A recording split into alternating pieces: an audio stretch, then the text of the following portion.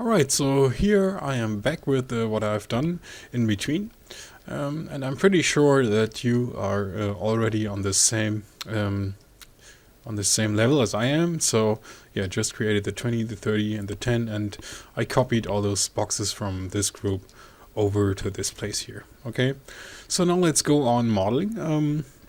Let's try to take care about those pieces here, this little arrow type thing, and first of all this little squared box here, so with a little bit rounded corners and stuff like that.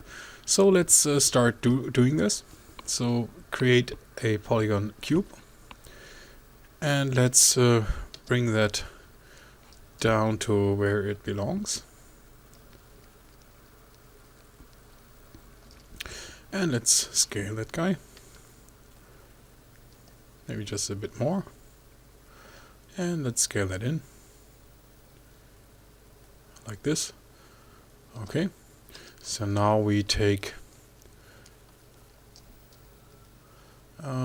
let's first delete the bottom face here. And then take the object and move it up. And we might want to scale this down, so we can scale this thing later on, but just for demonstration sake here. Okay, so select this face here,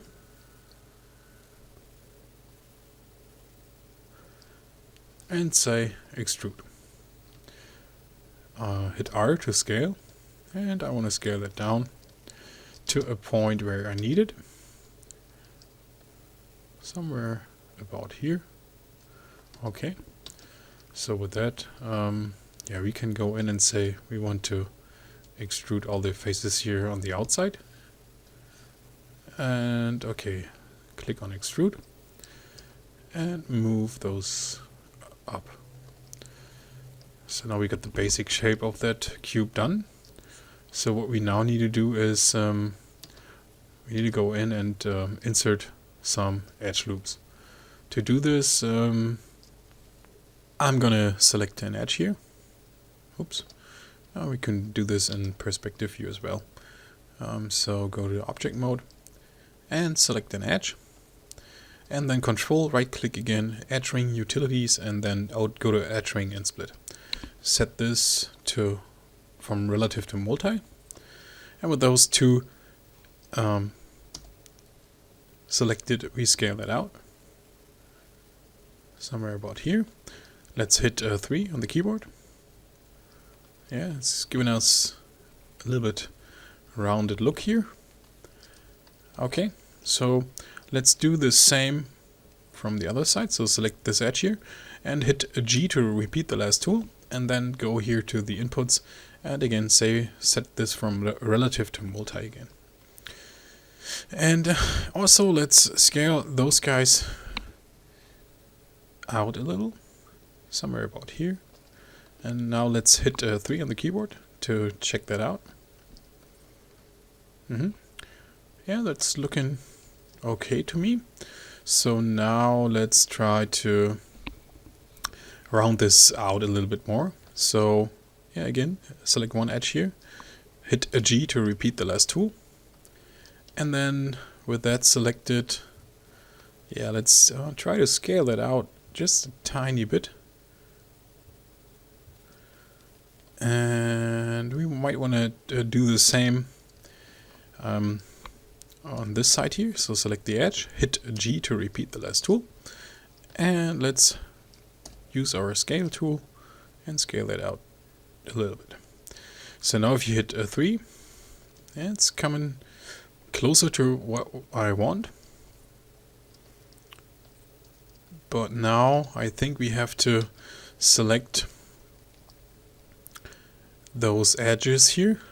So go to vertex mode and select this row of vertices here, shift select this one, shift select this one, and this one. And now if we want to scale this, we want to scale this proportionally, so hit control and then scale that guy in like this, and then hit 3. Okay, so this is looking better. So I'm going with this one here. But one final step to give this piece here a little bit more rounded shape. What we could do is go in here, select this edge, and again hit Control, right click, Edge Ring Utilities, and go to Edge Ring and Split. And then let's move this up like this. Hit 3. Yeah, we might move it up a little bit more. Okay. So now, with that done, it's coming close to what we see on the background image. Let's go to the top view.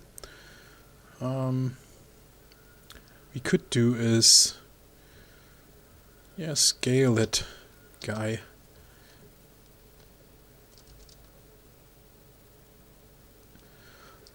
We could take this edge loop here and say we want to scale this out. Hit 3.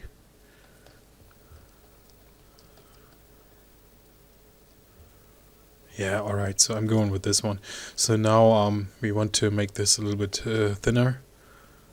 What we can do is take in all the vertices on the bottom here and move those up. Hit 3.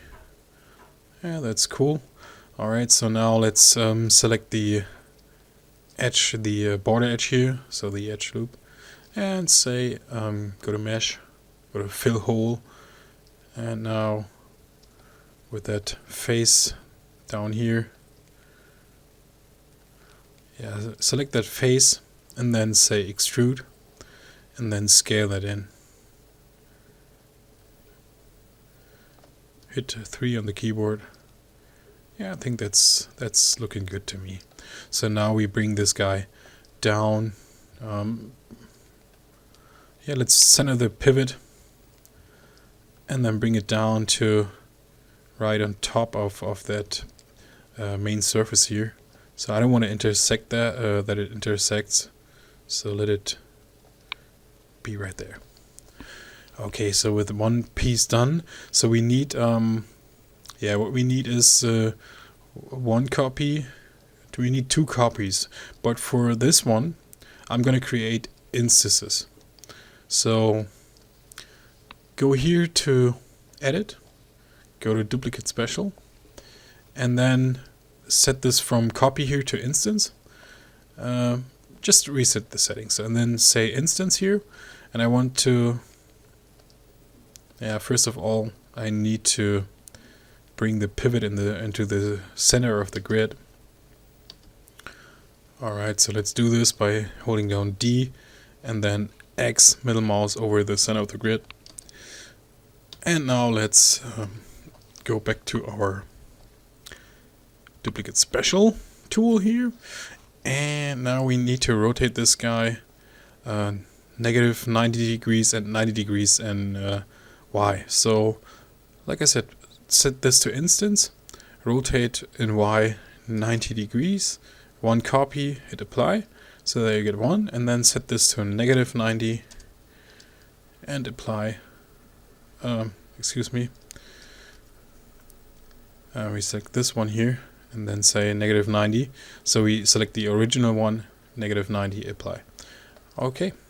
So with that, we have yeah, all the squared pieces done, and we will go on in the next video to create those arrow pieces here. Okay, so let me pause the video and I'll be back soon.